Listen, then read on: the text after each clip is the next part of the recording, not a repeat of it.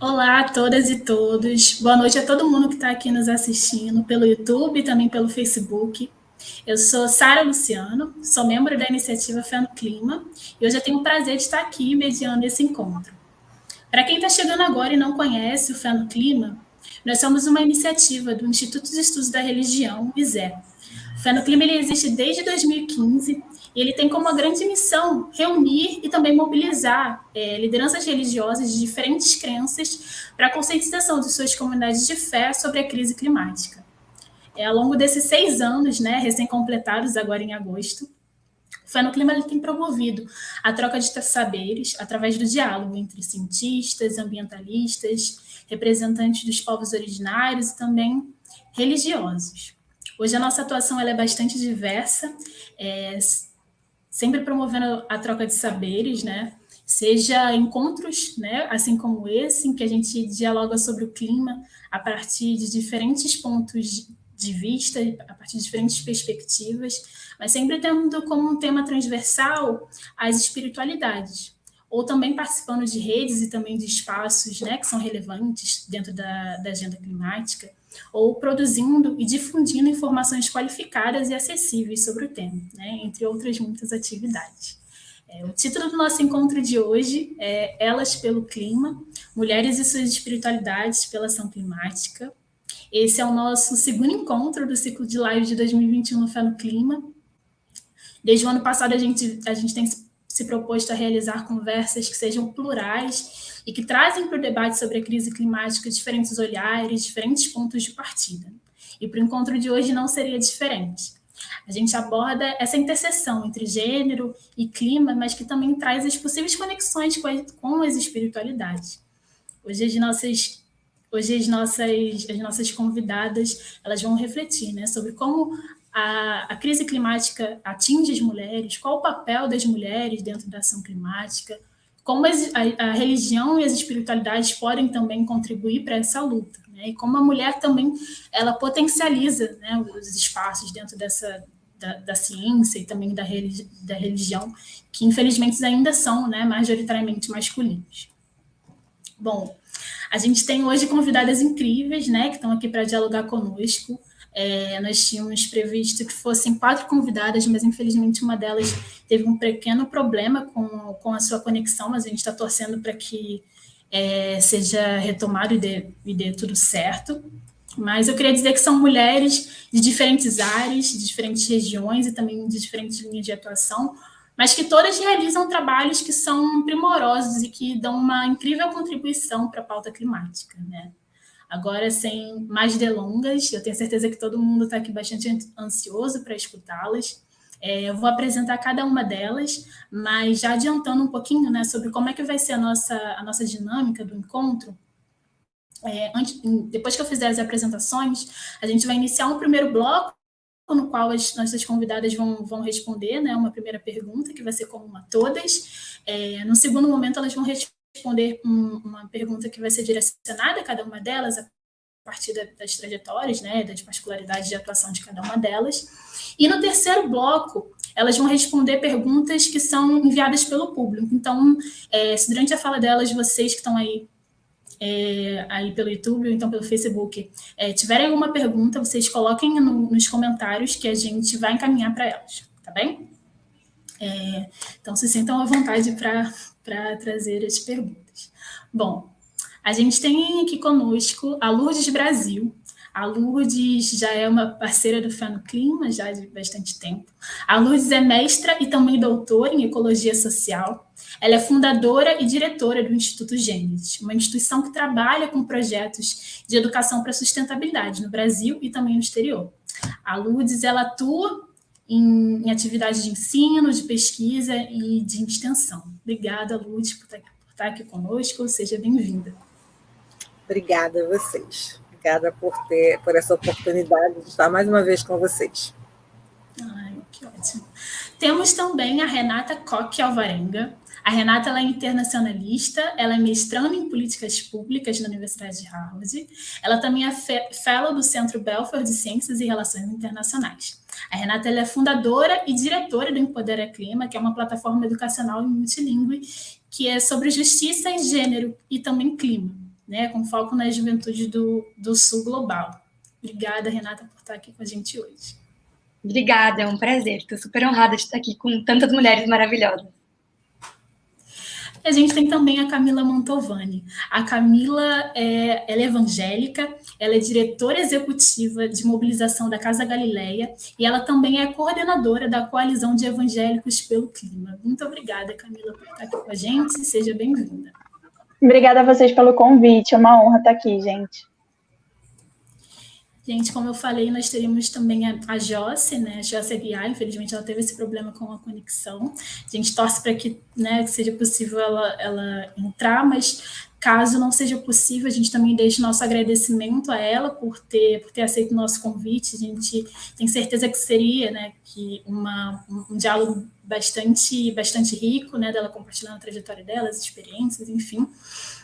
Mas fica aqui também o nosso agradecimento. Então, vamos, né, iniciar aqui a nossa conversa, o nosso diálogo. Então, gente, a gente sabe que construir os caminhos, né, para uma ação climática que de fato promova, né, a mitigação e a adaptação das mudanças do clima passa por compreender, né, e também considerar que a distribuição desses efeitos dessas mudanças ocorre de uma forma muito desigual e muito diferente, né? Se a gente for pensar nos diferentes grupos, sendo, né, os mais vulneráveis, os que são mais propensos a sofrerem com essas consequências, né? Entre esses grupos a gente pode citar o grupo das mulheres. No entanto, né, nesses próprios espaços, né, de discussão e de tomada de decisão, a gente vê que tem uma subrepresentação de gênero, né? Não só de gênero, mas também de gênero, racial, né, e também etário, infelizmente. Então, e aí eu convido vocês a refletirem sobre a compartilharem com a gente uma coisa. Na trajetória individual, né, de cada uma de vocês, como é que as questões de gênero e também as questões de clima, né, e ambiente elas se cruzaram? E aí vou chamar a Luz de Brasil para compartilhar conosco isso. Boa noite a todos e todas, né? É um prazer, mais uma vez, estar aqui com vocês, né? E estar com a oportunidade de discutir um tema tão urgente, tão necessário, né? Como é a questão das alterações climáticas, né? Previsões que se pensava que iam acontecer daqui a 40, 50 anos, estão acontecendo, né? Já estão acontecendo. Eu comecei as minhas atividades ambientalistas no final dos anos 80, por ocasião dos preparativos da Rio 92, e eu comecei justamente num grupo de mulheres de São Gonçalo, Movimento de Mulheres de São Gonçalo, fazendo um levantamento. A gente fez um levantamento sobre a mortalidade materno-infantil, e a gente viu que as taxas em São Gonçalo eram muito altas, né? E a gente começou a trabalhar no sentido de incluir o programa de atenção à saúde da mulher no município. E nas fases iniciais, a gente fez algumas visitas, algumas caminhadas, né? Vendo a questão ambiental, como é que a questão ambiental impactava tremendamente a vida das mulheres e fazia com que elas fossem adoecidas, né? Além da questão do déficit do atendimento de saúde, havia as precárias condições ambientais, né? Naquela época, a gente não se falava tanto, pelo menos eu não tinha uma aproximação muito grande com as questões climáticas, mas trabalhei toda a Rio 92, né? E eu gostei da questão ambiental e comecei a minha formação, né? Fiz a minha especialização, depois eu fiz o mestrado e doutorado, sempre trabalhando com as questões ambientais, sempre trabalhando com um grupo de mulheres e também crianças, né? A minha aproximação com a questão climática e mulheres é bem recente. Ela começou mais ou menos em 2010, por aí assim, 2012, quando eu comecei a fazer alguns trabalhos fora do Brasil, né? Eu visitava a Universidade de Lund, na Suécia, e conheci um grupo, né, de pesquisadores, e tinha um projeto de Alemanha, Suécia e Dinamarca, e eu conheci, me aproximei lá do projeto, e depois eu passei a ser co-orientadora de uma menina brasileira que estava lá, fazendo um mestrado lá, mas ela queria fazer o trabalho de campo aqui no Brasil. E ela veio para Niterói e nós fomos fazer as pesquisas em uma comunidade, né, um espaço de favela, um território de favela de Niterói. E o tema dela era como que as adaptações das pessoas nas alterações climáticas. E como, na maioria dos territórios de favelas, famílias chefiadas por mulheres, nós tivemos a oportunidade de entrevistar algumas, né? E quando a gente falava sobre alterações climáticas, essa expressão não fazia nenhum sentido para elas, né? E aí a gente mudou a forma de abordagem, né? Falando das questões, e elas falavam, não, realmente as chuvas agora são muito mais fortes. Há 10 anos atrás a gente ficava muito tempo sem precisar de fazer nenhum concerto em casa, e agora não, agora a cada chuva eu tenho que estar fazendo alguma coisa, porque a chuva é muito forte. Também falaram do calor extremos, muitas delas tiveram que abrir novas janelas, melhorar a ventilação, e a gente foi vendo o impacto físico na vida dessas mulheres. Muitas delas tinham problemas de hipertensão e as casas ficavam muito abafadas no verão. E um outro aspecto que a gente viu, né, que a gente conseguiu identificar, né, foi os impactos psicológicos, porque algumas delas disseram o seguinte: eu saio para trabalhar, né, quando eu estou no meu trabalho e o tempo começa a virar, eu entro em desespero, porque eu não sei se eu vou encontrar minha casa de pé, não sei se eu vou encontrar meus filhos vivos, não sei se eu vou encontrar minha casa soterrada. E ela era uma angústia muito grande, e a gente conversou também com o pessoal do posto de saúde, eles disseram, não, tem um número muito significativo de mulheres que estão nervosas, ansiosas, e aí elas precisam de tomar remédios, a pressão aumenta, o risco de AVC é muito alto, porque é uma angústia, se elas vão continuar tendo a casa delas, né? E a partir de então eu voltei o meu olhar um pouco mais para essa questão das alterações climáticas, não especificamente para as mulheres, não é? Mas a partir do Centro Gênesis eu estou trabalhando com essa temática, e depois, se tiver oportunidade, eu posso falar um pouco. Tá? Obrigada, Lourdes. Obrigada por ter compartilhado conosco um pouco da sua trajetória, né? Durante a sua fala, né, você falou que tem muito essa visão, né, de fato de que as pessoas têm uma visão equivocada de que a mudança climática é algo do futuro, algo que está acontecendo, que vai acontecer lá longe, mas a gente sabe muito bem que a mudança climática é hoje, né, que está atingindo a vida das pessoas, e em específico também a vida das mulheres no agora. Obrigada. Gente, a Josi, né, ela conseguiu restabelecer a conexão dela, a Josi está aqui conosco. Eu aproveito também para apresentá-la. A Josi, ela se apresenta como mãe de 3 filhos, acriana, se autodeclara preta. A Josi é formada em Economia pela Universidade Federal do Acre, tem especialização em Desenvolvimento Regional e também em Gestão de Políticas Públicas. Ela atua no movimento socioambiental da Amazônia, é feminista e atua com grupos de mulheres da floresta e também da cidade e do campo. Ela é diretora da rede GTA e ela é atuante, né, no tema de gênero e clima e também de justiça climática. Seja bem-vinda, Josi, nós agradecemos muito por você está aqui conosco.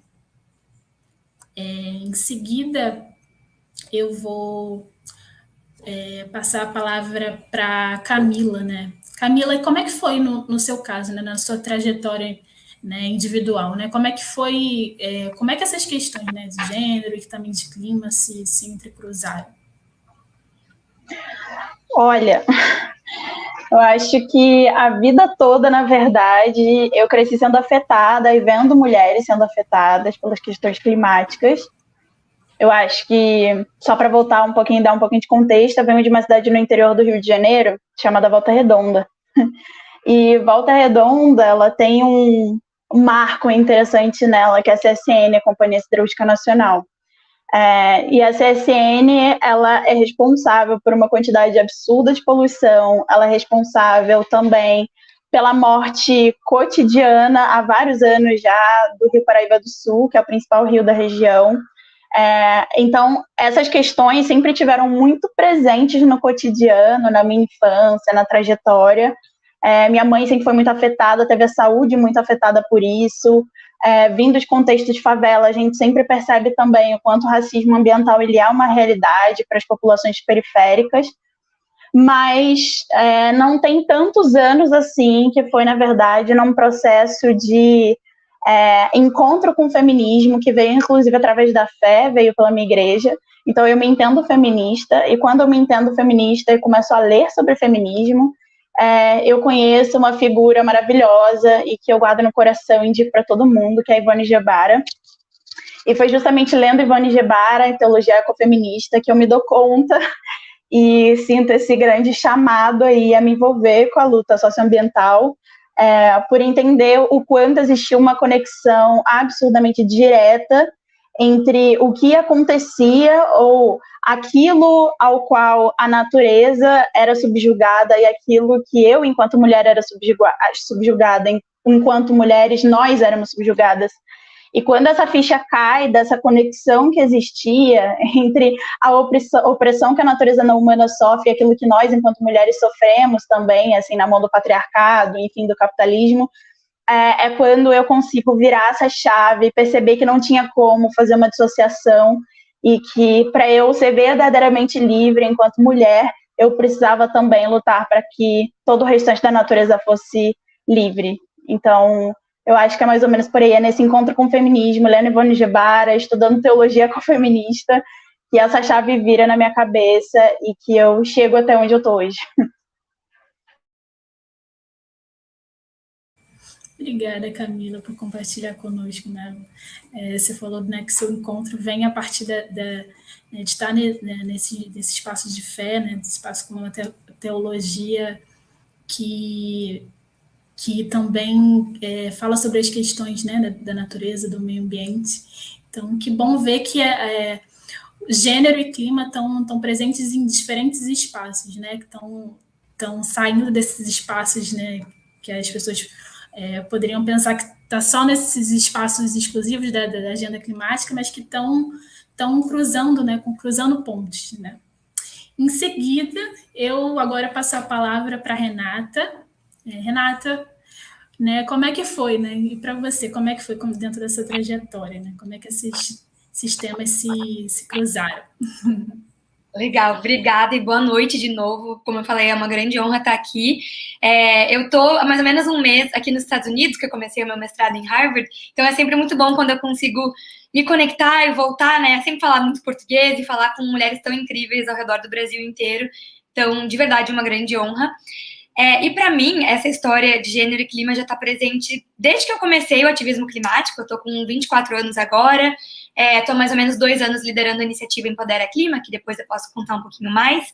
E quando eu comecei meu ativismo, eu tinha 18 anos, estava começando a faculdade em Relações Internacionais, e eu tive a oportunidade de entrar para a ONG Engajamundo, que eu acho que talvez muitos de vocês aqui assistindo já tenham ouvido falar. É uma ONG de jovens, feita por jovens para jovens, e eu comecei a trabalhar com o clima, né, e participar de várias atividades, ações. Eu sou de Porto Alegre, então muitas ações no sul do país. E através da Engajamundo, eu tive a oportunidade de ir para a COP21, em 2015, né, que foi a conferência da ONU do clima que levou o Acordo de Paris. consegui uma bolsa, enfim, foi um momento realmente muito, muito importante na minha vida, que eu consegui, no início da minha faculdade ali, que estava aprendendo sobre as relações entre os países, sobre organismos internacionais, eu pude estar na COP e entender que existe todo um movimento internacional sobre gênero, né, sobre direitos humanos dentro de clima. E para mim, assim como a Camila falou, sendo feminista, sendo, né, uma jovem mulher, uma menina desde criança muito focada nisso, né, de toda uma estrutura familiar focada muito nessa questão de empoderamento, de mulheres líderes na família. Então, para mim foi muito natural, quando eu estava nesse ambiente internacional, começar a acompanhar essa agenda, né?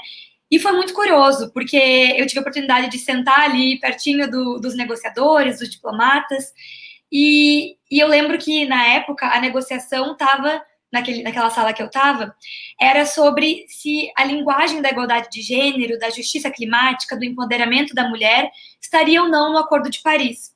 Né, se estaria no texto em si ou se estaria no preâmbulo do acordo, que é uma parte que reitera um pouquinho mais do que já aconteceu e tem um pouquinho menos de efetividade, né, legalmente, nos países que vão implementar aquele acordo.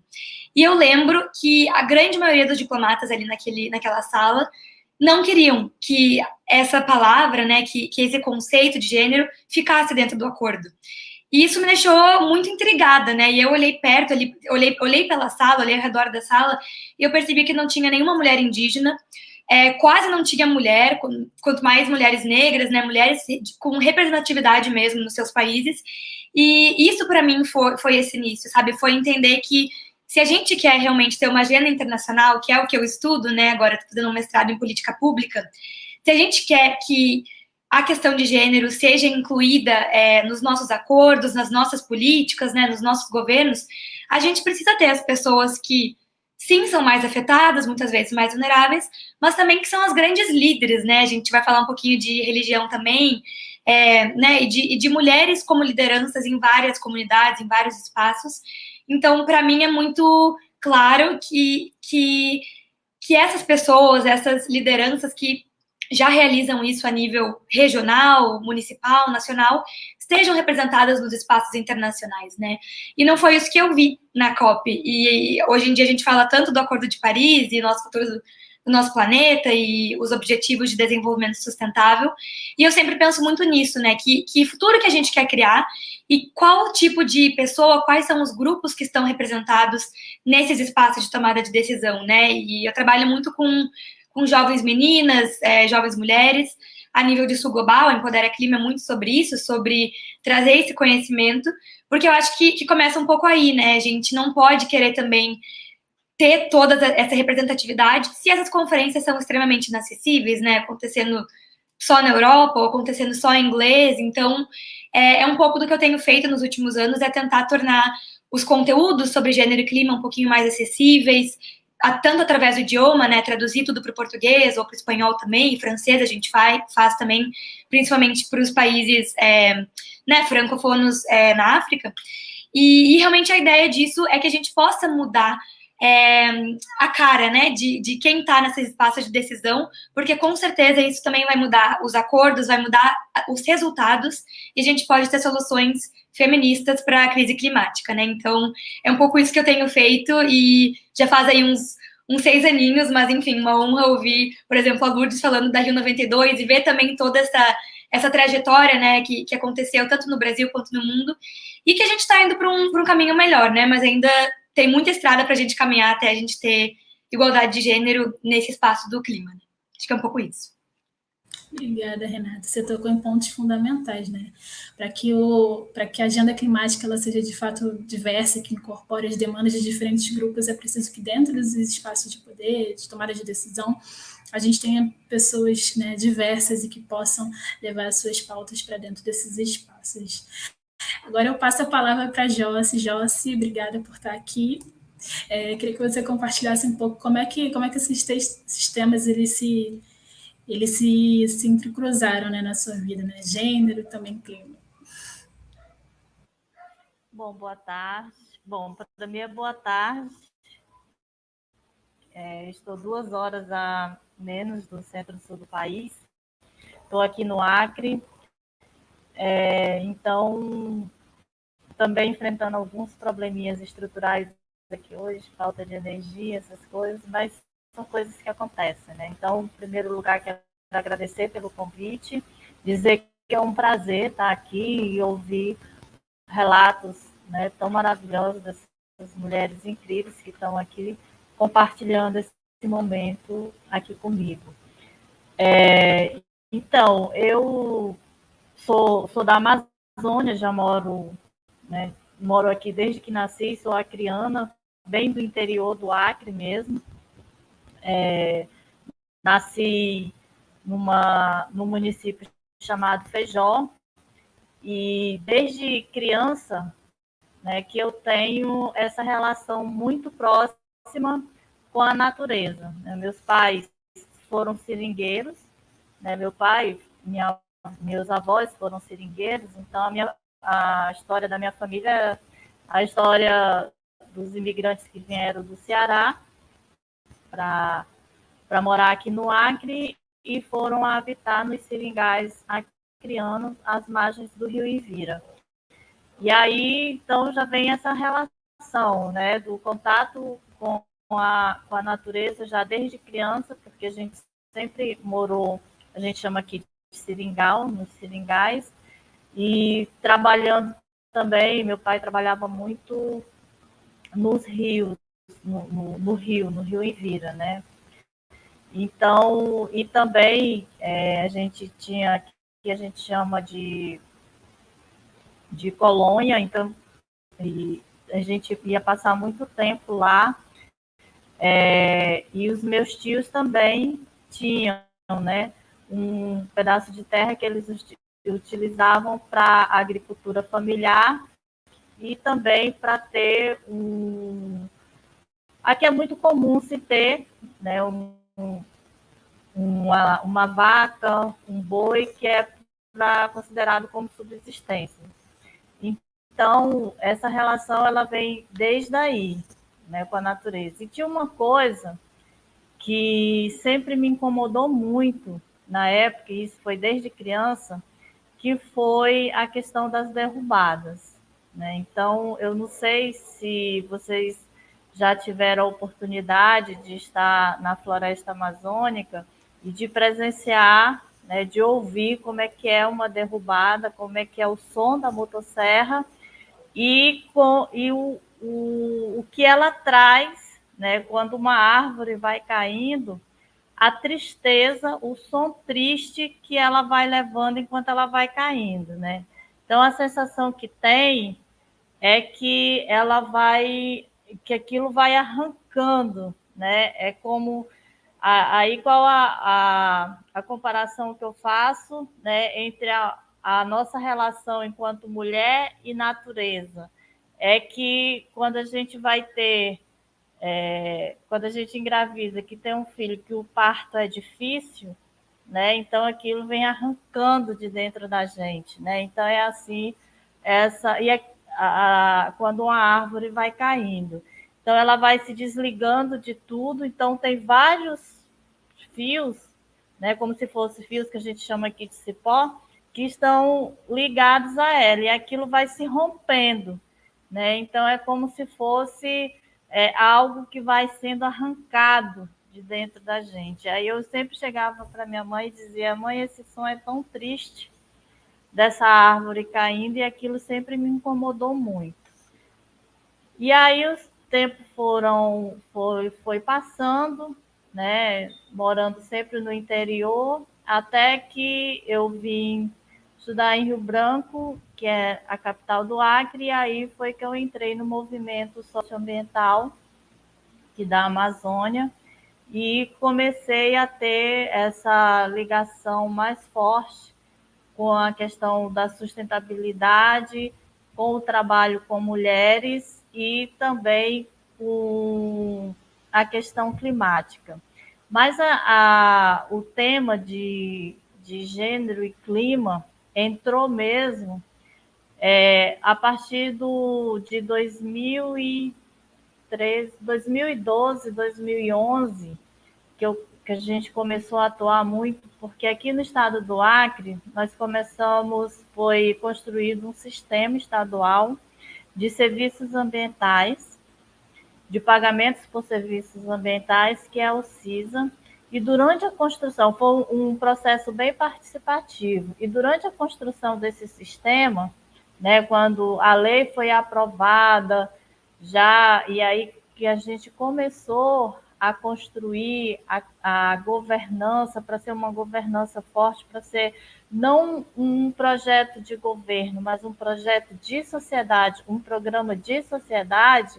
Então, nós vimos a necessidade que você não poderia construir algo diferente sem ter a inclusão, sem ter a participação das mulheres, sem ter a participação dos indígenas e sem ter participação dos jovens, dos extrativistas, dos ribeirinhos e de todos os segmentos que são considerados excluídos da sociedade. E aí foi a partir daí que a gente começou a fazer seminários, começou a fazer oficinas com grupos de mulheres, porque para muitas pessoas, né, na construção de uma política pública ou em qualquer espaço, quando a gente fala, e a participação das mulheres? Aí olha assim, mas aqui já tem muita mulher participando.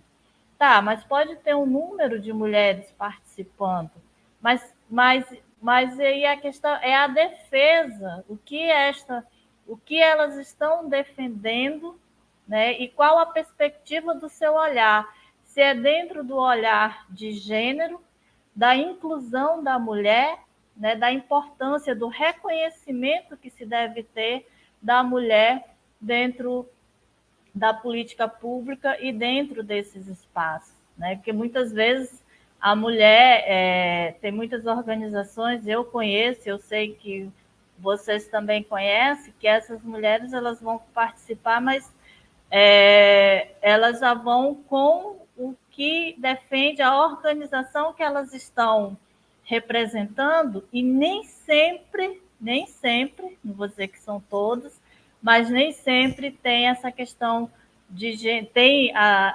em seu escopo a defesa da questão de gênero. E aí foi a partir daí que a gente começou a construir, né, a inclusão de gênero aqui, e aí, ao mesmo tempo, a nível de Brasil, estava se construindo a Estratégia Nacional de RED e também da Política de Mudanças Climáticas, e aí tivemos a oportunidade de participar de algumas oficinas, e aí sempre levando nessa temática para colocando essa temática da inclusão, da necessidade de fazer a inclusão de gênero dentro da política. E foi a partir de 2018 que nós somos uma entidade filiada à Rede Observatório do Clima, e aí, quando foi em 2018, no encontro anual do Observatório, vendo essa necessidade, que a gente só tem a possibilidade de fazer essa incidência, né, politicamente, se tivermos mais juntas e engajadas, então a gente também tem que começar a propor nos espaços em que atuamos. E aí foi que surgiu a ideia, né, propus a ideia de formar um GT de Gênero e Clima dentro do Observatório do Clima, que é uma rede que trata especificamente sobre mudanças climáticas, e aí foi que aí o meu encontro com o tema ficou mais enraizado e fortalecido, e aí hoje nós temos esse GT que está cada vez mais forte, desenvolvendo várias atividades. E aí também, só para constar que eu não coloquei na minha mini biografia, que eu também sou evangélica, então também eu tenho essa relação muito do meu contato, meu envolvimento com a natureza também muito relacionado à fé, né? Eu sou evangélica desde meus 6 anos de idade, então isso para mim é muito forte. Obrigada, Josi. Nós temos aqui mulheres muito ativas, né, que em diferentes áreas propõem iniciativas incríveis, que também têm a fé como um tema transversal, né, dentro das suas vidas, e que agem pelo clima Muito a partir disso. Bom, agora a gente vai passar, né, para as perguntas individuais, né, esse bloco de perguntas individuais, mas lembrando que no terceiro bloco a gente vai encaminhar para as nossas convidadas as perguntas do público. Então, se vocês, né, vocês que estão aí no YouTube, deixem as suas perguntas nos comentários que a gente vai encaminhar para as nossas convidadas. Bom, e a primeira pergunta vai ser para a Lourdes Brasil. Lourdes, muito também, né, indo nessa, fazendo essa interseção, né, com a questão das espiritualidades, né. Lourdes, você, né, você atua com educação ambiental em diferentes eixos, né, como você pôde falar para a gente na sua fala inicial de apresentação, e dentre esses eixos, né, nos espaços e também nos grupos de fé. Ainda que a gente saiba, né, que tem um caminho grande, né, a gente percorrer, né, a gente tem visto que cada vez mais lideranças e também comunidades de fé estão se aproximando dessas questões, né. Camila deu esse exemplo de ter feito essa interseção a partir do contato com a fé, se tornou um pouco ambientalista a partir disso, enfim. E aí a gente tem percebido que, né, que essas questões ambientais e climáticas, elas têm vindo para esses espaços de fé, e de fato, esses grupos têm se aproximado e têm trazido essas preocupações, né, com o cuidado da criação para dentro dos seus espaços religiosos também, né, da sua liturgia. Então, a minha pergunta é, como é que você observa que essa aproximação tem ocorrido, né, essa aproximação dos espaços de fé com a pauta climática, pauta ambiental? E uma outra pergunta é também, né? Você percebe que essa conexão entre gênero e clima, ela também tem feito parte dos debates, né? Que tem que ser realizado, né? Sobre meio ambiente, sobre clima, dentro desses espaços religiosos?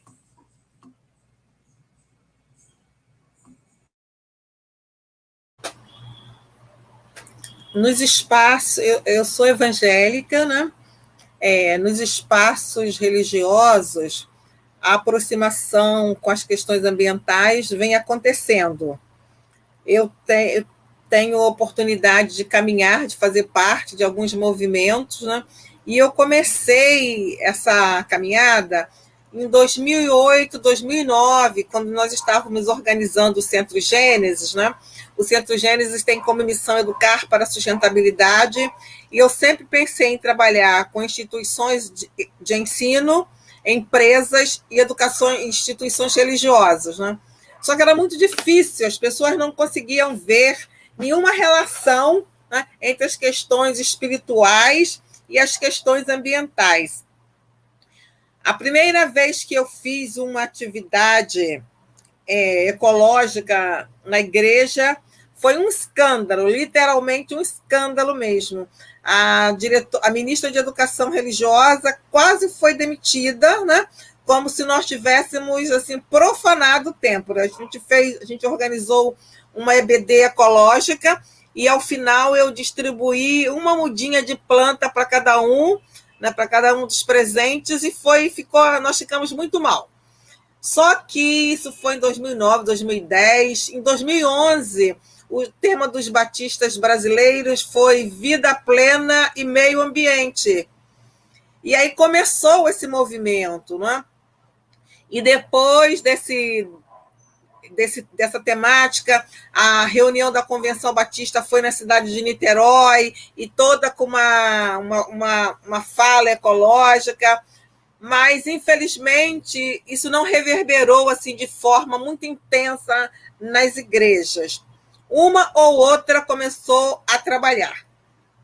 E eu tive o privilégio de trabalhar no Seminário Teológico Batista, né, no sul do Brasil, e eu propus a criação de uma disciplina chamada Espaços Pedagógicos e Práticas de Educação Ambiental, onde nós colocávamos a Escola Bíblica Dominical também como espaço pedagógico para trabalhar a educação ambiental.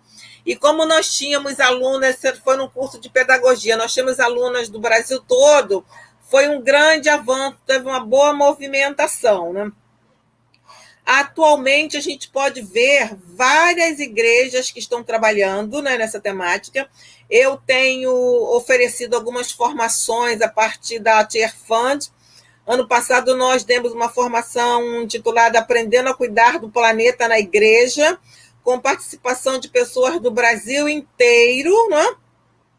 E o enfoque era envolver crianças e adolescentes no cuidado com o planeta. E essa formação teve assim, impactos muito interessantes, porque várias igrejas começaram a trabalhar, não só várias igrejas começaram a trabalhar, como também foi possível identificar várias igrejas que estavam trabalhando, né? Lá no seu pedacinho, gente do Maranhão, gente do Piauí, gente do Acre, gente do Rio Grande do Sul, gente de Minas, que faziam alguns trabalhos, né, que era o cuidado com a criação, de uma maneira muito bonita, de uma maneira muito intensa, de uma maneira muito comprometida, só que nós não tínhamos conhecimento desse trabalho, não é? Agora, hoje é o último dia do curso sobre racismo ambiental, que nós estamos oferecendo também. É uma parceria do Centro Gênesis com a Tear Fund, e nós tivemos 100 e poucos inscritos e uma frequência em torno de 80 alunos, que é uma coisa maravilhosa, a gente discutindo o racismo ambiental, assim, de uma maneira geral, mas também numa perspectiva bíblica. Isso tem despertado a atenção de muitas igrejas que querem trabalhar. A gente já agendou um encontro para abril do próximo ano, em Salvador, com várias igrejas, que nós vamos trabalhar essa questão do cuidado com a criação. Nós temos um movimento chamado Renovar Nosso Mundo, que é um movimento internacional que funciona aqui no Brasil também, e que já tem muitas igrejas fazendo parte, e elas estão querendo aprender. A Associação Bíblica Universitária, também composta por jovens universitários cristãos, também fizeram uma formação. A gente conseguiu montar um e-book sobre essas questões ambientais, né?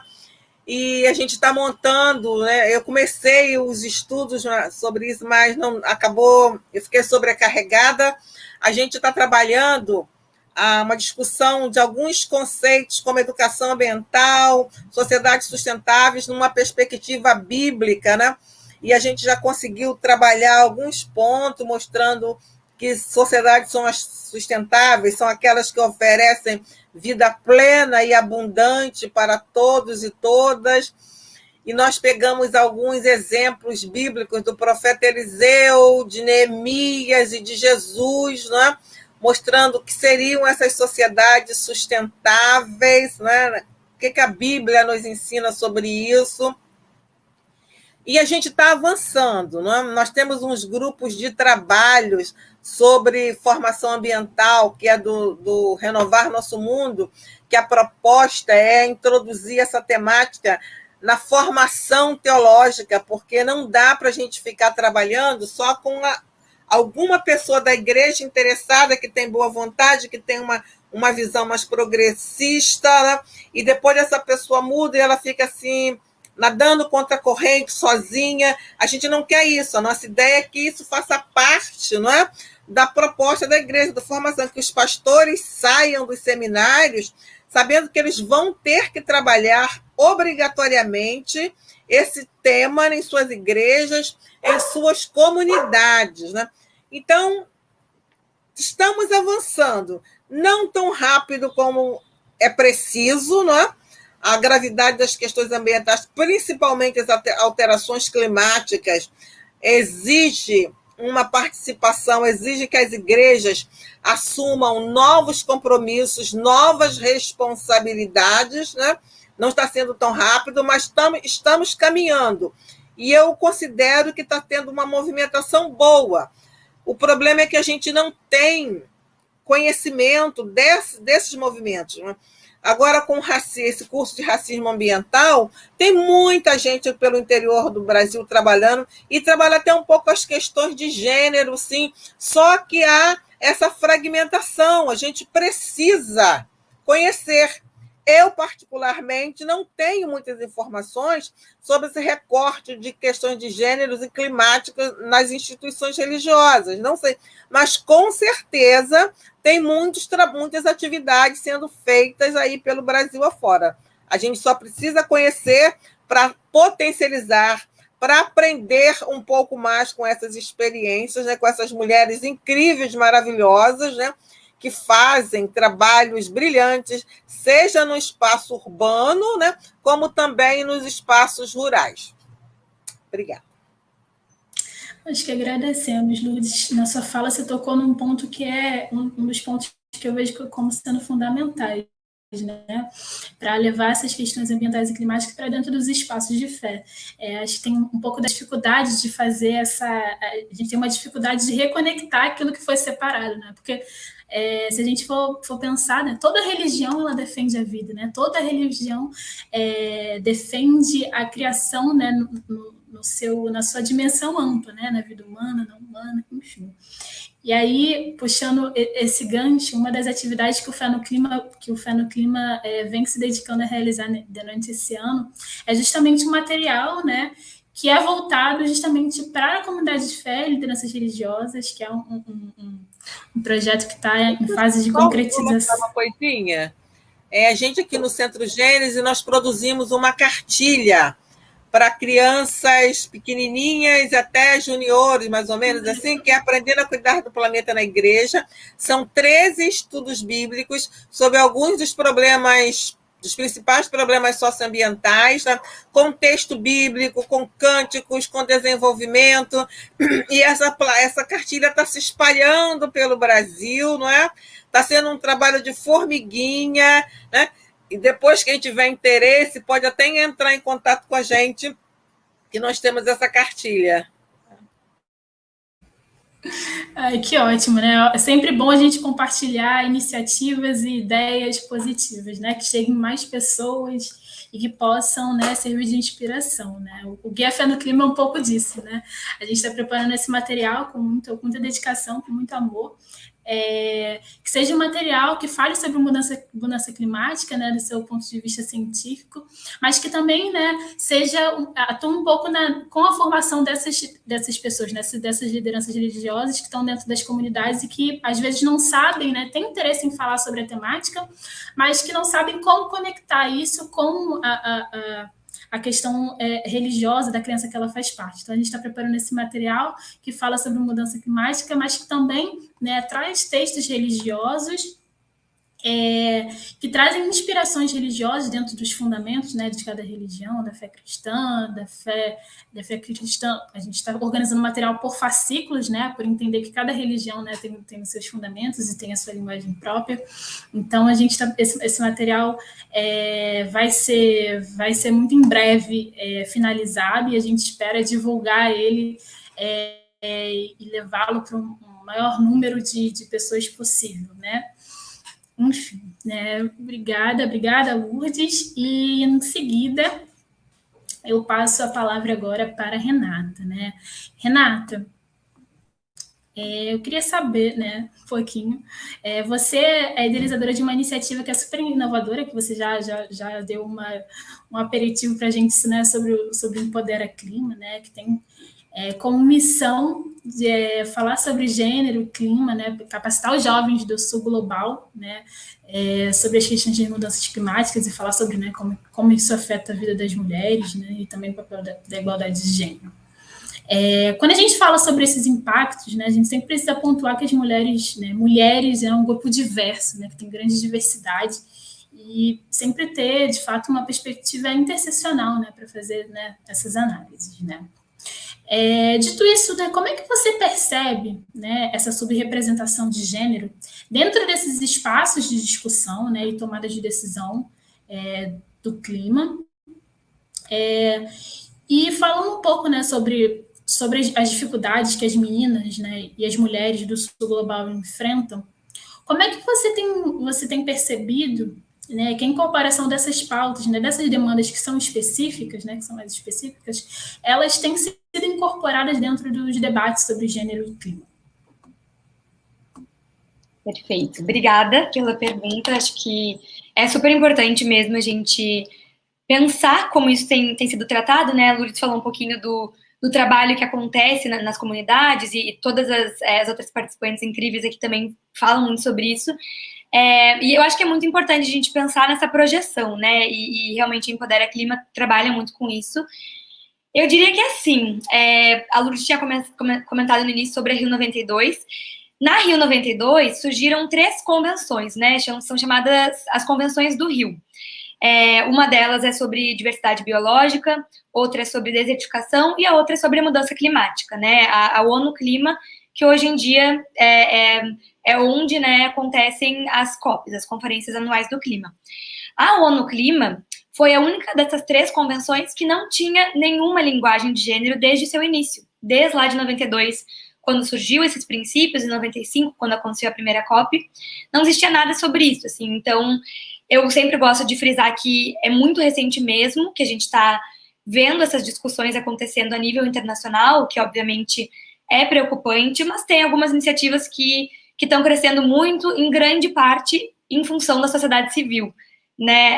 A Joss comentou sobre o GT de Gênero e Clima, do Observatório do Clima, que eu também tenho a grande honra de fazer parte, e esse eu acho que é um grande exemplo de várias lideranças, de várias representantes de organizações da sociedade civil no Brasil trabalhando nessa temática, né? Então, a gente tem visto uma movimentação a nível global nos últimos anos de trazer isso para as políticas internacionais, e isso se materializou principalmente no Plano de Ação de Gênero, a sigla dele em inglês é GAP, então se usa muito GAP, e até, inclusive, no GT de Gênero e Clima, do Observatório, a gente tem conversado muito esse ano sobre como tropicalizar o Plano de Ação de Gênero, né? Porque, como eu comentei mais cedo, a gente sim pode traduzir, eu acho que também é importante mencionar que o Plano de Ação de Gênero não está traduzido para o português, né, oficialmente pela ONU, então já está aí a primeira barreira que a gente tem de trazer esse documento para, por exemplo, lideranças femininas, feministas, indígenas na Amazônia, né, no Brasil, e como é que a gente vai traduzir esses documentos não só, né, na linguagem, no idioma, mas no seu conteúdo, né, realmente tropicalizar ele. Então, é um pouco essa ideia, a gente tem visto esse movimento internacional, mas, como eu comentei antes, falta ainda muito essa representatividade, essa participação efetiva, não só como ONGs, né, como sociedade civil, participando ali nos eventos externos que acontecem, fora da conferência em si, mas na mesa da tomada de decisão, né, junto com os negociadores. E eu sempre me questiono muito sobre como que a gente pode mudar esses espaços, e eu acho que começa muito também nessa representação a nível regional, nacional, por isso que eu sempre gosto de falar muito da importância das eleições, a gente tem eleições vindo no que vem, a importância de ter sempre isso em mente, né? Quem são as pessoas que nos representam, quem que a gente, e que representam não só a gente, mas o nosso país, que é tão grande, tão rico, tão diverso, né? Então, eu acho que é importante a gente ter isso em mente e sempre que puder espalhar essa mensagem. Com a Empodera Clima, a gente começou com essa ideia muito, muito simples de simplesmente traduzir conteúdo e também juntar em uma base de dados conteúdo sobre gênero e clima. Então, acho que tinha alguém perguntando ali nos comentários sobre como procurar esses materiais. Acho que depois todas as mulheres aqui hoje podem compartilhar um pouquinho. Mas da Empodera Clima, sim, a gente tem um site que é empoderaclima.org, que está em português, inglês, espanhol e francês, que tem ali compilado podcasts, textos, vídeos, para a gente tornar isso mais acessível, né? Como alguém que faz parte do movimento da juventude, eu penso muito nisso, como que a gente traz os jovens para esse espaço, né? Porque, afinal, são as pessoas que vão viver essas consequências, já estamos vivendo essas consequências, e então isso diz respeito do nosso presente, do nosso futuro, e é importante que a gente faça parte dessas discussões. Então, a Empodera Clima começou a fazer isso justamente para entrar ali na raiz dessa questão de representatividade, que é a educação, né, de trazer esses conteúdos um pouquinho de forma mais próxima. Mas, além disso, a gente começou a ocupar esses espaços também, quase de uma forma muito orgânica, assim, de entender onde que a gente poderia estar presente. Então, para dar alguns exemplos muito rápidos, a gente fez uma série de eventos agora em junho, se eu não me engano, sobre questões queer, questões LGBT, e como que a gente vê essa pauta um pouquinho mais abrangente da questão de gênero e clima. Então, a gente teve representantes LGBT indígenas do Brasil e de toda a América Latina, falando um pouquinho das suas experiências. A gente organizou um evento semana passada sobre soluções feministas, né, e soluções baseadas na natureza, com foco em juventude e mulheres. Então, a ideia é que a gente possa ter mais conversas, né? Como hoje a gente está tendo, ter mais conversas sobre essa pauta, que é muito, muito importante, tratar sempre da educação e chegar nesses lugares, né? Então, eu sei que eu falo muito de política internacional e eu sei que isso é muito inacessível. As COPs acontecem há muitos anos só no que a gente chama de norte global, né? Na Europa. Então, como é que a gente traz isso para o nosso país, para a América Latina, para a nossa região? Então, eu sou realmente muito fã desse tipo de atividade que a gente pode se aproximar e o que a gente puder trocar de materiais, de ideias, eu acho que é um bom começo para isso, mas claro que a gente tem que pressionar os nossos tomadores de decisão, né, para que eles levem isso em conta, porque a gente sabe que por enquanto isso ainda deixa muito a desejar. Agora a gente tem a COP26 vindo daqui a pouquinho, que a gente possa começar a ver uma mudança, porque a realidade é que a gente não tem mais tempo, né? A gente já está correndo aí atrás nos últimos anos que a gente tem para reverter um pouquinho da situação, e não é possível a gente fazer isso muito pura e simplesmente sem 50% da população, né? Acho que é um pouco isso. Obrigada, Renata, obrigada por falar um pouquinho sobre Empodera Clima e sobre, enfim, suas análises, né? Você falou, de fato, tem essa grande dificuldade, né, muitas das vezes a sociedade civil tá mais avançada no debate do que, né, os tomadores de decisão, e são iniciativas como essa, que de fato propõem um diálogo e faz com que pessoas, né, de diferentes grupos se interessem não só por conhecer esses espaços que são importantes, né, são de tomada de decisão, mas também de estarem lá, né? Então, muito obrigada. Em seguida, eu passo a próxima pergunta, vai ser para a Josi. Josi. Já são 2 minutinhos para as 7, né? Eu vou ter que falar, assim, quando a Josi acabar, eu vou estar me retirando. Eu não vou conseguir esperar as perguntas, porque os alunos já estão na sala me esperando. Gente, muito obrigada, Lourdes, né, por ter respondido essa pergunta e também essa provocação inicial. Uma pena você não poder ficar, mas é por uma ótima razão, que é de fato levar a agenda climática para outros espaços, né? Que são eu ainda vou ficar um pouquinho, 7h05 eu saio, mas aí então para não sair no meio da conversa, eu já estou me despedindo, muito obrigada. Estou sempre à disposição quando vocês quiserem me convidar, né? Eu estou aqui, eu gosto de falar, eu também gosto pela coisa, né? E só uma coisinha. Eu participei de um concurso de ensaios do Instituto Marielle, né? Sobre a questão de feminismos, e eu fiz um ensaio que é um pouco do racismo ambiental, que eu chamei da gentrificação negra, né, que ocorreu com a expulsão da população das áreas centrais e os impactos na vida das mulheres, né? E ontem veio o resultado, eu estou entre as 10 finalistas, né? E dia 4 de outubro sai o resultado, e eu estou aqui dando pulinhos, né? Porque eu já disse, mesmo que eu não seja a vencedora, ter ficado entre os 10 melhores ensaios com mulheres do Brasil inteiro, para mim já é uma vitória. Com certeza, Lourdes, obrigada. Parabéns, Lourdes. Parabéns, super parabéns. Torcendo para que você, né, esteja entre ganhe, mas já de ter ido para ser uma das finalistas já é uma grande vitória. Obrigada por ter estado aqui conosco. Bom, retomando, eu passo a pergunta agora para a Josi. Josi, a gente, na sua fala, também na fala da Renata, a gente falou um pouquinho sobre o GT, né, do Gênero e Clima. Tem uma grande importância de conectar, né, mulheres incríveis como vocês, que estão, né, à frente de iniciativas super importantes, né? A gente sabe que recentemente o Observatório do Clima lançou um infográfico, né? Um infográfico Porquê Gênero e Clima, né? Que eu tenho certeza que vocês também, né, têm participação de você e Renata lá. No qual, né, nesse infográfico, são apresentados dados, né, extremamente relevantes que apontam, né, de fato, a desigualdade com o qual o grupo de mulheres vivencia as mudanças climáticas, né? E você, né, além de ser da região amazônica, você, né, comentou para a gente que você desenvolve esse trabalho, né, na rede, né, na rede GTA, que é uma rede que trabalha com desenvolvimento humano na região amazônica. Então, a gente queria que você falasse um pouquinho dessa sua experiência, né, com esse trabalho na região amazônica, e também que falasse um pouquinho, né, sobre como essas mulheres com as quais você trabalha, né, sobre esse papel que elas desenvolvem, né, também como um papel de liderança, né. Para você, né, essa é uma das chaves para que a gente tenha um desenvolvimento socioambiental, o papel das mulheres.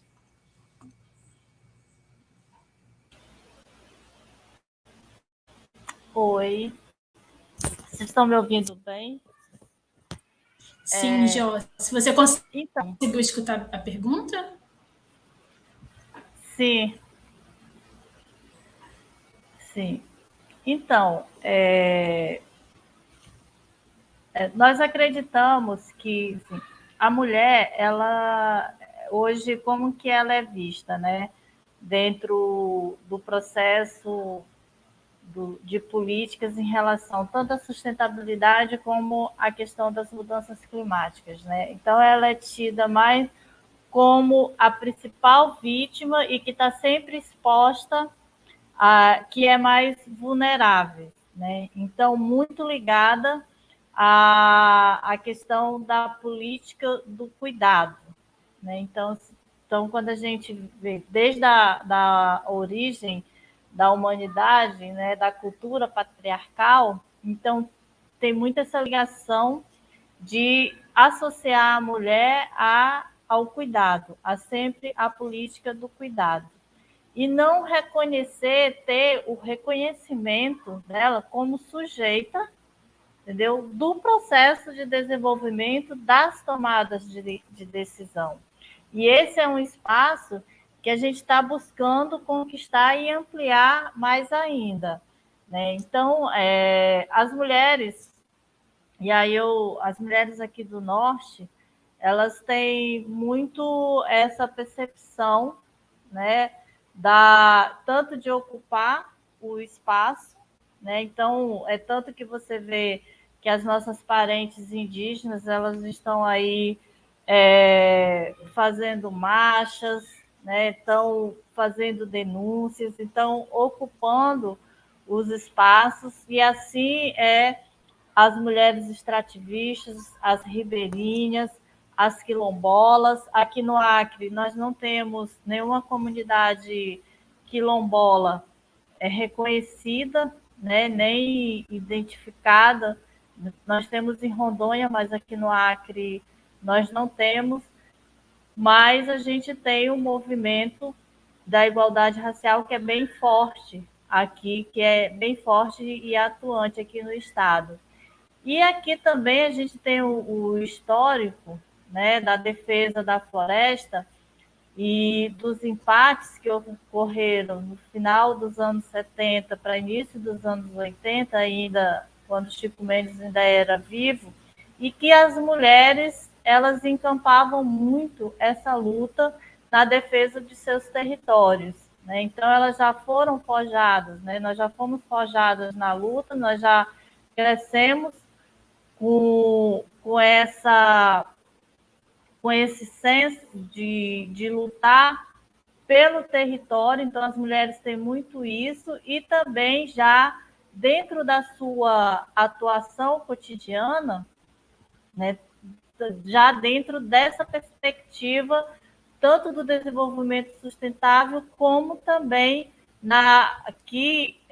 tendo a consciência de que as suas atividades sustentáveis e que são produtivas, que além de gerar renda, elas também ajudam para o equilíbrio do clima, que é o que a gente está sentindo hoje. Então, quando você conversa aqui, né, com as pessoas, né, com mais idade, que a gente chama, que são os mais antigos, que detêm muita sabedoria, então eles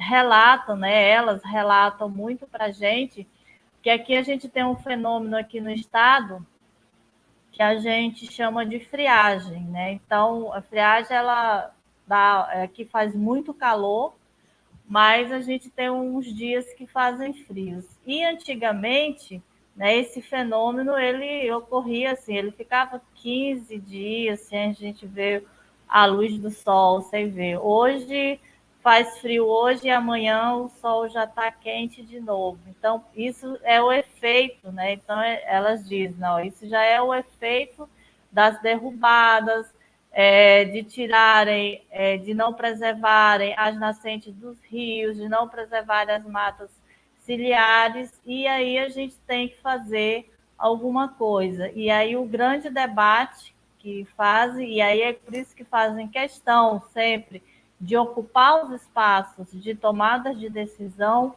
porque sabe que é aonde se constrói a política, né? A incidência ocorre dentro desses espaços. Infelizmente, nesses últimos anos, a gente tem tido um retrocesso em relação a esses espaços, por visão, né, dos gestores, dos atuais gestores, mas a gente continua na persistência e continua na luta por ter esse entendimento.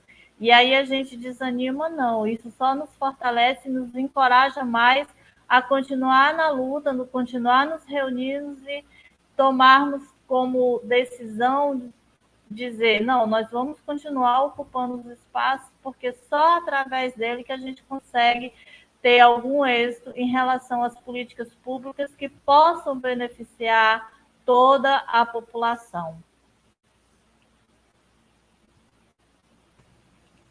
Obrigada, Joyce. Você tocou em pontos que são essenciais, apesar de a gente estar vivendo dentro da política ambiental, né, um grande retrocesso, mas a gente a gente pode também se inspirar nas mulheres. Você falou sobre as mulheres amazonidas, né, falou sobre as mulheres indígenas, falou sobre as mulheres extrativistas, que têm um papel muito importante na defesa de seus territórios. Na semana passada, a gente viu as mulheres indígenas lá em Brasília, na Marcha das Mulheres Indígenas, e que são exemplos que inspiram, que dão esse tom, né, da liderança das mulheres e nesse papel central que elas têm também na defesa do clima, na defesa do meio ambiente.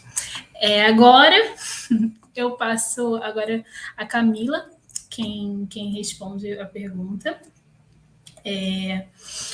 Camila, você, além de ser uma ativista, né, ambiental e climática, você também, né, congrega também o seu ativismo com a espiritualidade, né? Você já tem uma trajetória, né, no âmbito da sua fé, né, na defesa dentro do âmbito da sua fé, na defesa dos direitos humanos e também das questões de gênero. Você já no comecinho da sua fala falou um pouquinho como é que você se aproximou da questão de gênero, de clima e de fé, mas a gente queria que você falasse um pouco mais sobre isso, né? Falasse um pouco mais desse momento em que você se aproximou dessas questões ambientais e climáticas. Como é que você congrega isso com a sua fé, a sua espiritualidade? Bom, obrigada pela pergunta. Eu acho que a partir do momento, acho que eu já tinha contado lá atrás, né, como é que foi esse primeiro contato, e acho que a partir desse primeiro contato, quando a gente, enfim, consegue enxergar algumas coisas, depois não dá para simplesmente não enxergar mais, né, assim, fica difícil retroceder, porque eu acho que a tomada de consciência, ela não tem volta.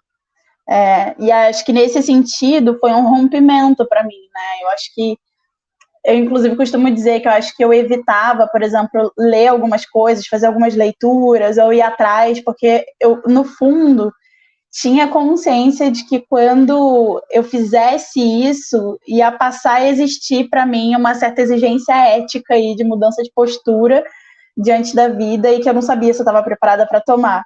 E foi mais ou menos isso que aconteceu. Acho que quando eu entro em contato com a teologia ecofeminista, lendo as mulheres, as teólogas feministas que trazem isso muito bem, Ivone, a Nancy fala bastante disso, a gente tem, enfim, várias teólogas falando sobre isso, e com debates muito centrais, importantes.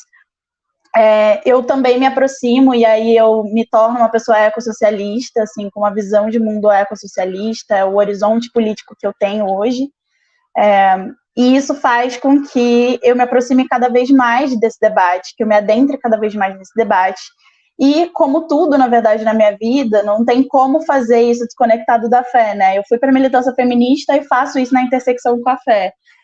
Eu fui para o debate de diversidade sexual e faço isso na intersecção com a fé.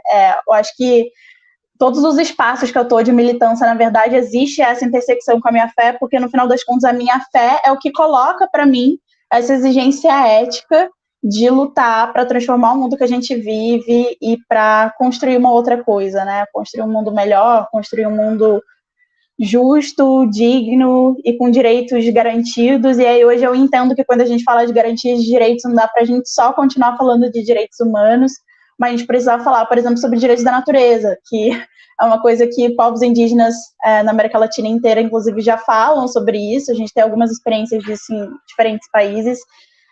E eu acho que essa consciência veio pela minha fé. A minha fé, ela exige de mim esse compromisso ético, primeiro de preservação, né, daquilo que foi criado por Deus, de entender que Deus criou tudo que criou e viu que era bom.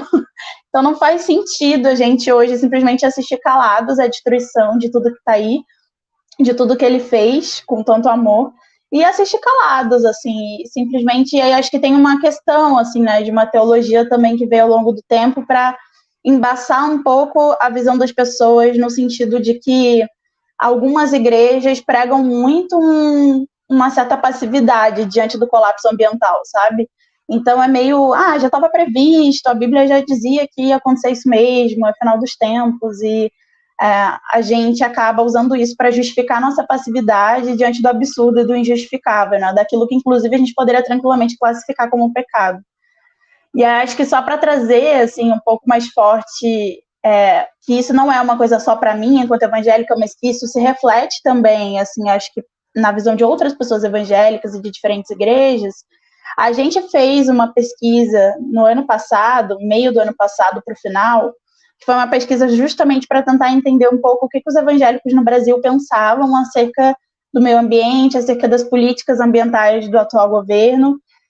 E foi uma pesquisa muito interessante no sentido de que ela confirmou algumas hipóteses que a gente tinha, mas ela também trouxe, assim, grandes sopros de esperança, porque a gente percebeu, através dessa pesquisa, como que a maioria dos evangélicos colocava que o debate ambiental era importante. Mais de 70% das pessoas que responderam à pesquisa diziam, inclusive, olha, não tem atividade sobre meio ambiente na minha igreja, mas eu gostaria que tivesse.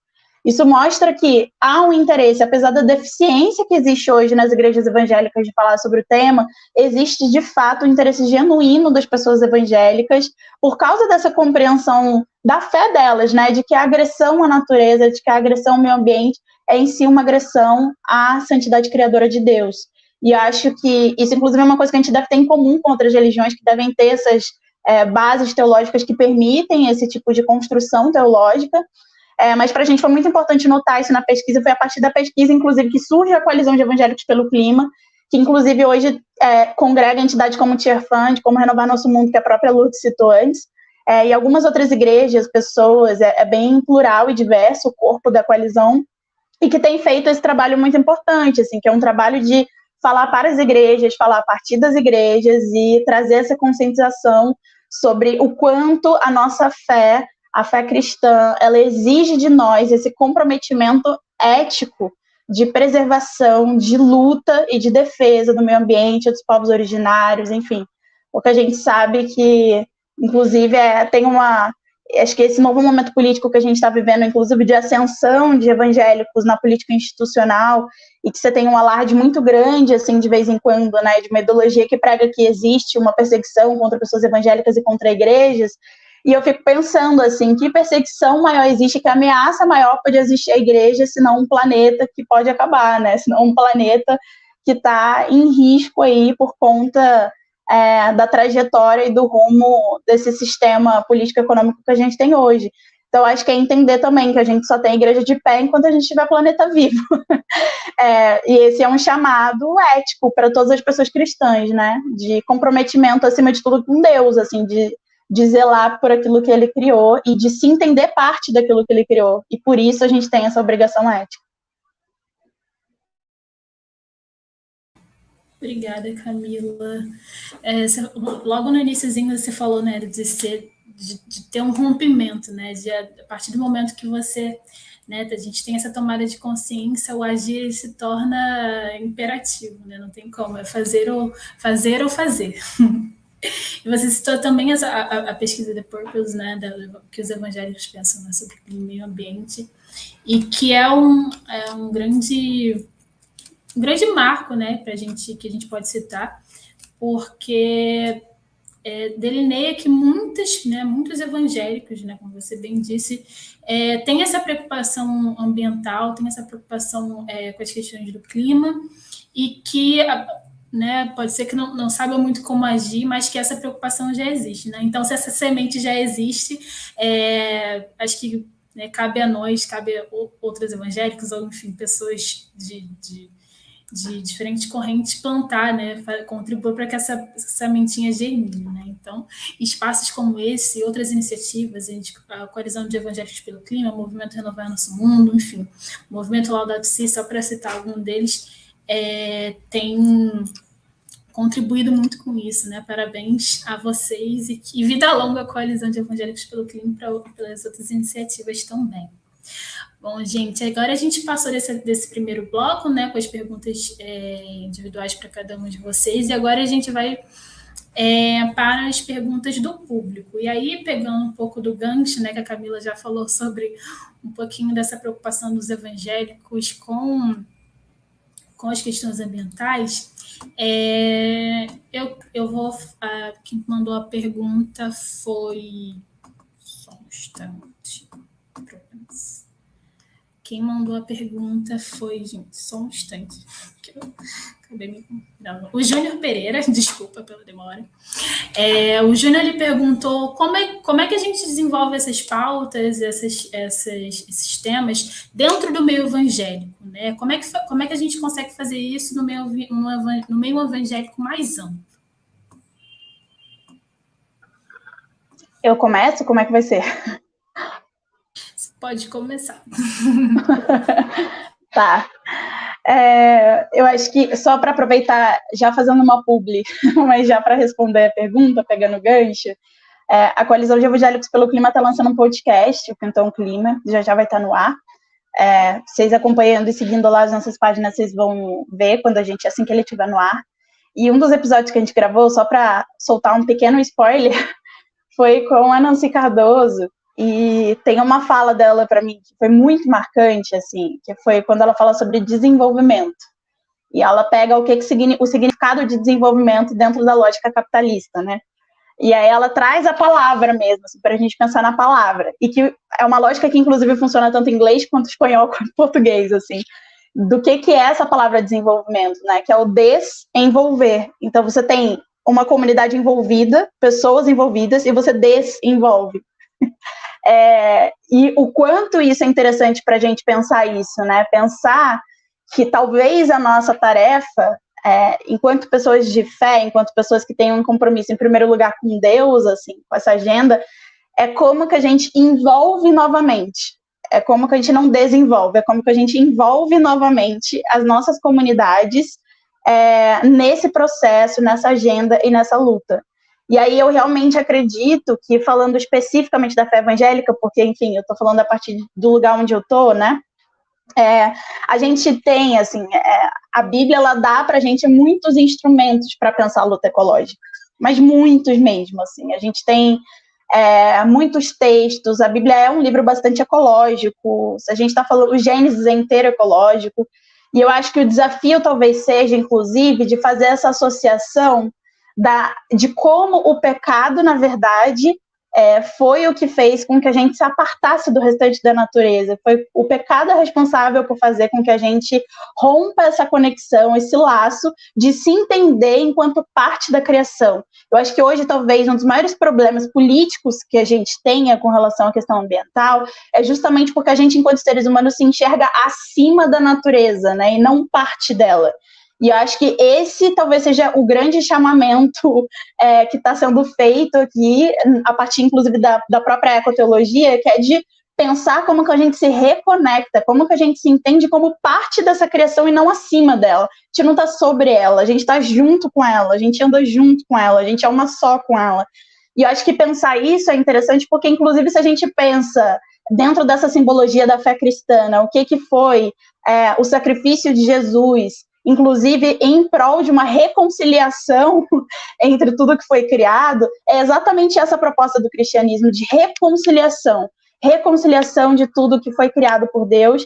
Então, é nossa tarefa prioritária, e eu acho que a partir daí a gente tem um instrumento fantástico para elaborar isso nas nossas comunidades, como que a gente, através de Jesus, consegue fazer essa reconexão com tudo aquilo que foi criado. Como que a gente se reconecta com as árvores, com os rios, com os animais não humanos, como que a gente se envolve novamente, a gente para de se desenvolver e começa a se envolver novamente, porque a gente entende, inclusive, que esse foi o chamado feito pelo próprio Jesus para a gente ali na cruz. Eu acho que talvez esse seja o instrumento teológico mais importante que a gente tem para trabalhar com as nossas comunidades, essa agenda ecológica ambiental.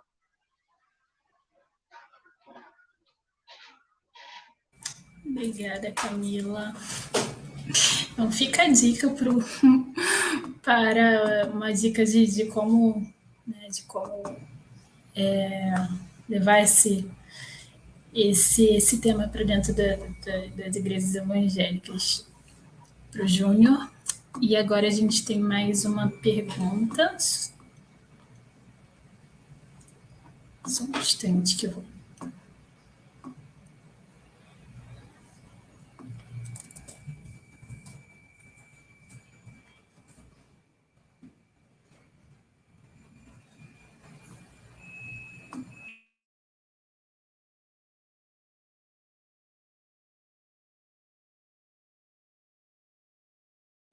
Também tem uma pergunta para a Joyce. Joyce, você tinha falado, logo no início da sua fala, que você tinha esquecido de mencionar a questão de que você também é uma pessoa de fé, que você também é uma pessoa evangélica.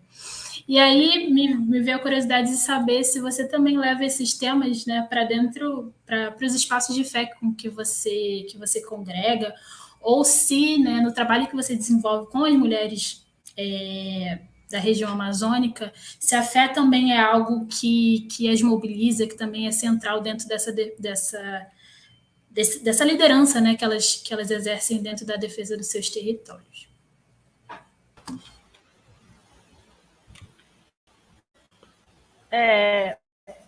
Assim, eu confesso que, primeiro concordando, né, com as palavras da Camila, de que a Bíblia é ecológica e que trabalhar a sustentabilidade, as questões da natureza envolve muito a fé.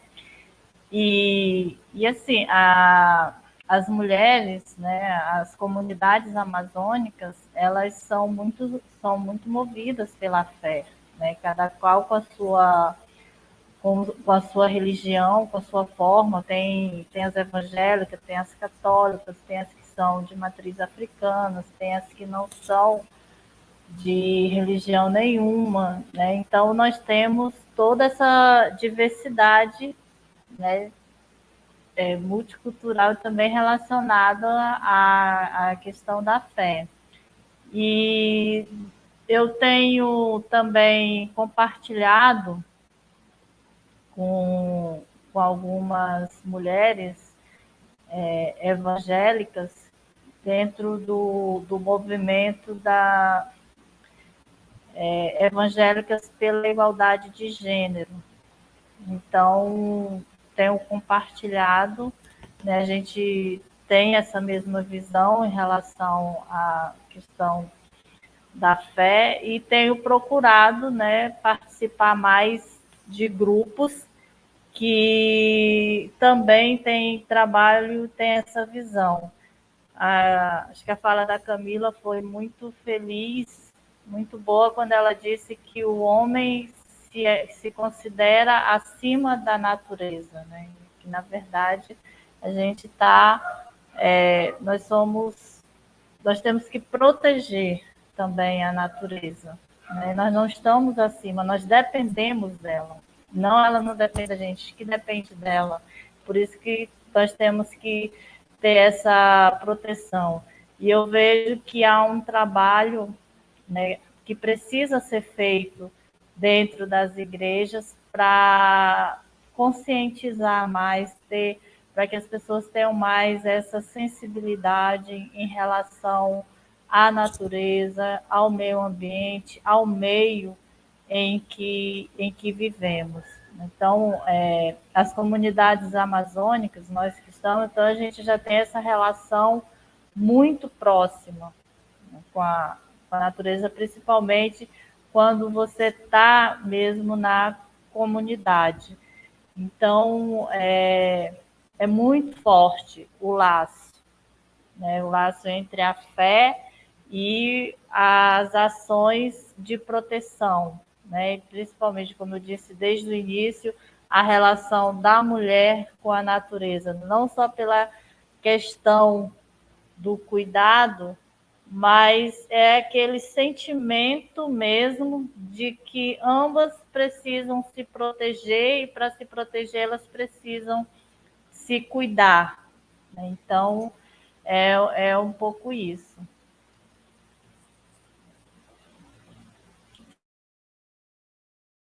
Perfeito, Joyce, obrigada por responder. Essa pergunta foi minha, uma curiosidade, né?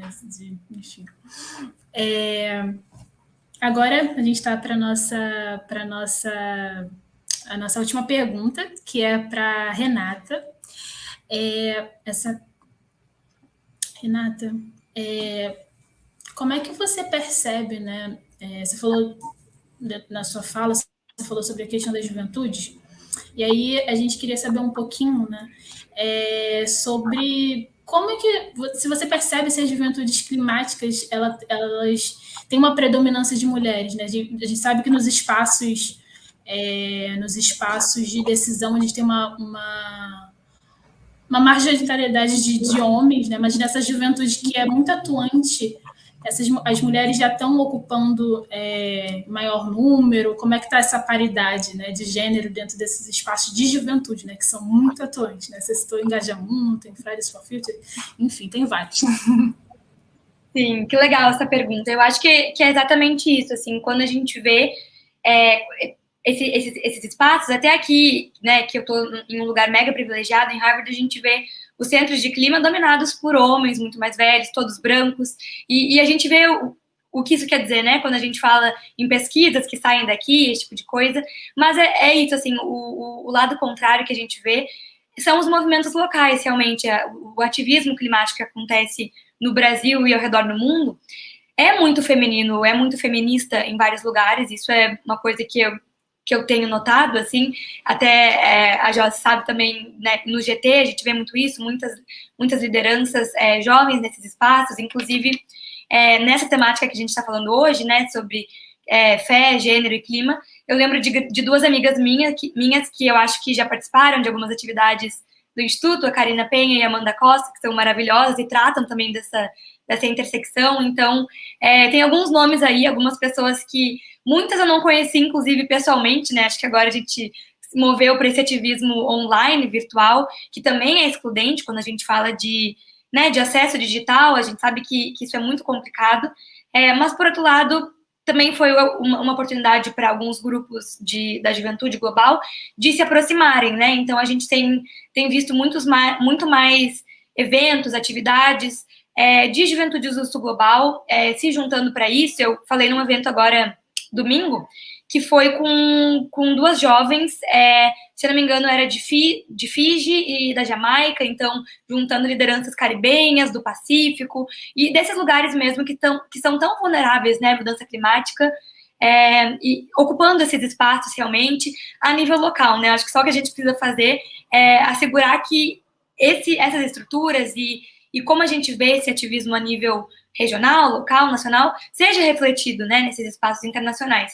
E eu tô vendo aqui nos comentários, realmente, o exemplo da Greta é muito simbólico, eu acho que foi muito importante pro movimento da juventude, né, surgir essa voz que virou tão popular, né, que a gente vê nas notícias, na mídia, apesar de tudo que a gente ouve também das questões negativas, né, que é muito complicado, né, quando a gente ouve essas críticas de realmente de jovens, de mulheres jovens liderando esses espaços, e como é comum e fácil para algumas pessoas, alguns grupos no poder, deslegitimar, né, essas vozes como menos, né, por serem jovens, ou por serem mulheres, ou outras questões, principalmente questões de classe, questões raciais.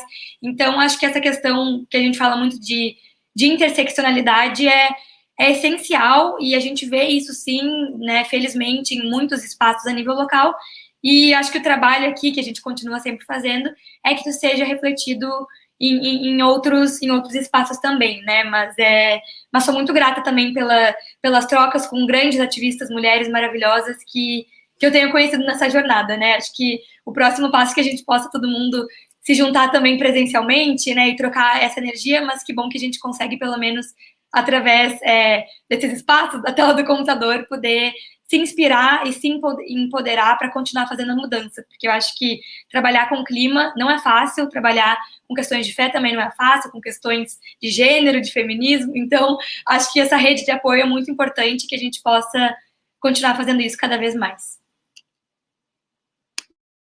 Obrigada, Renata, que essa rede cresça e dê frutos, né? Você citou a Karina e a Amanda, né? A Karina também faz parte da iniciativa Fé no Clima, mediou o último encontro, a Amanda participou do último encontro, mas também é parceira do Fé no Clima, e são... membro da coalizão também, a E da coalizão. Eu tô vendo, tá todo mundo conectado. E que são duas ativistas incríveis e que desenvolvem trabalhos maravilhosos. Gente, a gente está se aproximando, né, do fim, indo mais para o finzinho do nosso encontro aqui, da nossa live, mas antes disso, eu queria deixar para vocês, né, para vocês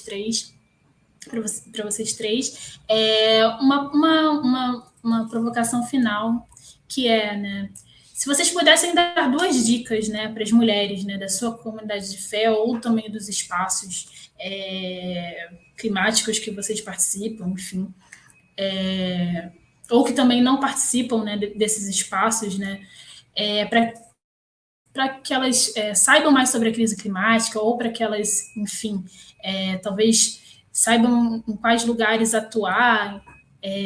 Quais dicas vocês dariam? Quais dicas vocês dariam para essas mulheres que querem levar esses temas para suas comunidades de fé, ou que ainda não fazem parte, né, dessas discussões sobre gênero, sobre clima e sobre crise climática? Quais dicas vocês dariam?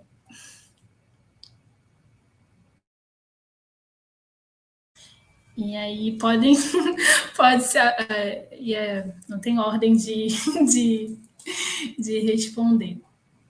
Primeira que se sentir à vontade, pode falar. Então, vamos lá. Bom, primeiro eu diria que se você tem esse interesse no seu coração, ouça esse chamado de Deus.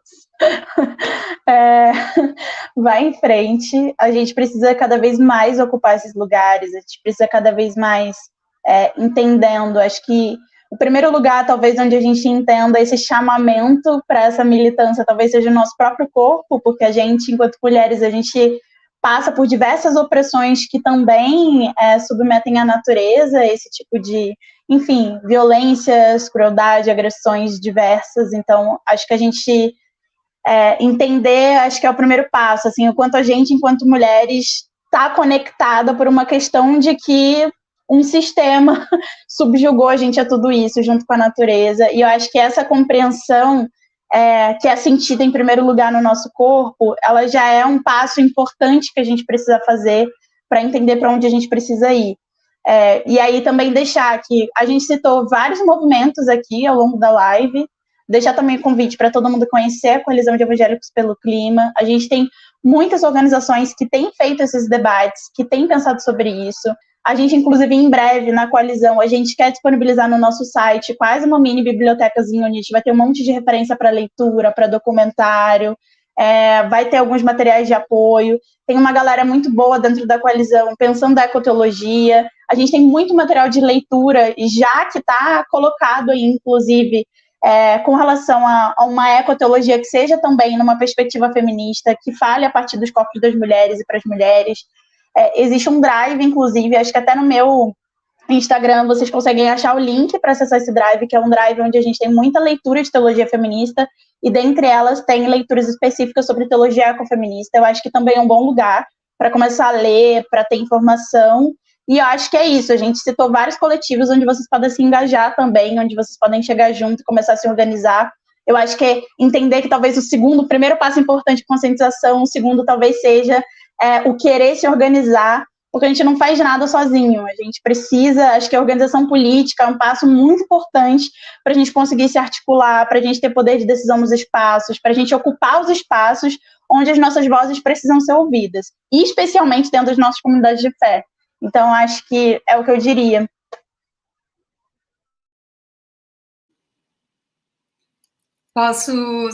Eu acho que o que a Camila falou foi as dicas perfeitas para começar, realmente. Então, não tenho tanto a acrescentar. Acho que só o que eu diria é assim: primeiro, procura qual é a causa, qual é a temática que faz o teu coração bater mais forte, ou que realmente te traz aquela, seja uma preocupação ou aquela vontade de estar envolvido, sabe? Acho que isso é importante em primeiro lugar.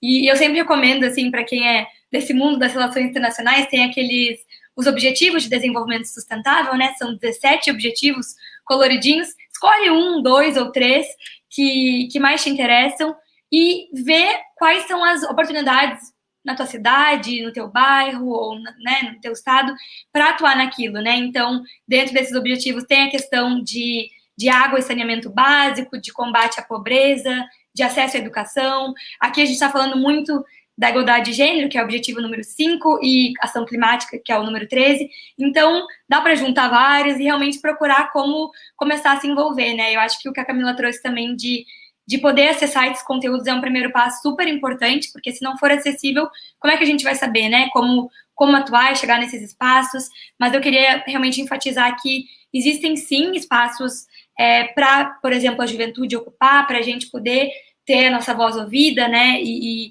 poder fazer a diferença mesmo. E eu sei que, às vezes, parece muito inatingível, até quando a gente fala de ONU, desses mecanismos gigantescos, mas é muito importante que a gente tenha a voz das mulheres brasileiras, das mulheres indígenas, quilombolas, enfim, né, pessoas que estão realmente vivendo isso, então, e juventude também, principalmente. Então, eu encorajo todo mundo a fazer essa busca, e também, se quiser entrar em contato com a gente, Camila mencionou o Instagram, meu Instagram é só meu nome inteiro aqui. Também a gente fica, acho que todo mundo à disposição, né, para poder fazer essas conexões, porque é isso, ninguém faz nada sozinho, e é através de conexões que a gente pode fazer a diferença, né, e descobrir qual que é a área que faz mais sentido para a nossa vida e porque a gente gosta de fazer.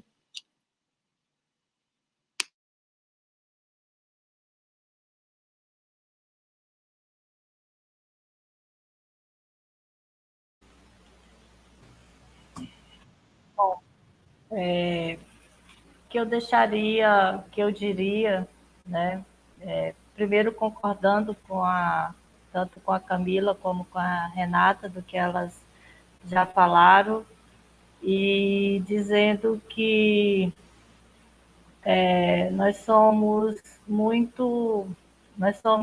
criadas, né, num meio em que não nos encorajam muito para fazer o que queremos, mas para não fazer o que queremos. Então, findamos fazendo não o que a gente quer, mas aquilo que não quer, né? Então, diria que tenha coragem e se junte com quem tenha o mesmo pensamento ou que tenha a mesma causa que você quer lutar, se junte. Então, se junte conosco, se junte com outras mulheres, com outros grupos, mas nos ajude fortaleça a causa e nos ajude nessa luta, porque mesmo sendo muitas, mesmo assim ainda somos poucas diante do desafio que é, principalmente para a mulher, nesse mundo em que vivemos. Então, se a gente quer um mundo melhor, nós que temos que lutar.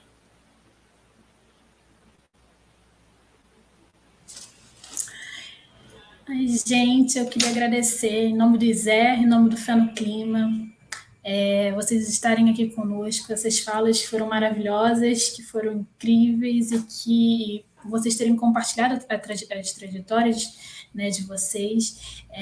Nessas falas, eu acredito que todo mundo que está aqui, né, que assistiu essa live, que também vai assistir, porque a live vai ficar gravada, e a gente acaba atingindo um público, né, maior ainda, né? Enfim, se inspirou muito naquilo que vocês falaram, que todo mundo que estava aqui aprendeu muito. Nessa mensagem final que vocês deixaram, né? Fica muito forte essa mensagem, né, de coletividade, né? Se juntar. E isso que a Joss falou, né? Que quanto mais mulheres levarem essas pautas, né, para os seus lugares, se interessarem para qualquer lugar, né? Para os lugares que elas ocupam. Não precisa. Pode ser na ONU, pode ser em lugares, enfim, lugares, espaços de poder, mas também pode ser no seu bairro, pode ser na sua comunidade, que também é um espaço de diálogo que também vai contribuir muito, né? Imagina se cada um de nós levar esse conhecimento para os lugares e para outras mulheres que talvez não teriam acesso a ele, né? Cada um atuar um pouquinho como um disseminador, um trabalho um pouco de formiguinha, mas que no final a gente ajuda, né, e contribui para que, de fato, um mundo melhor seja construído, um mundo melhor, mais sustentável, que as pessoas, de fato, tenham seus direitos, né, exercidos, né, enfim. Queria muito agradecer a cada uma de vocês e chegamos ao fim, né? Infelizmente, mas muito obrigada. Bem, gente. Obrigada, Zé. Obrigada, Fé no Clima. Obrigada, meninas. Obrigada, gente. Foi incrível. Obrigada pela troca. Obrigada, hein? Só agradeço também. Foi muito bom.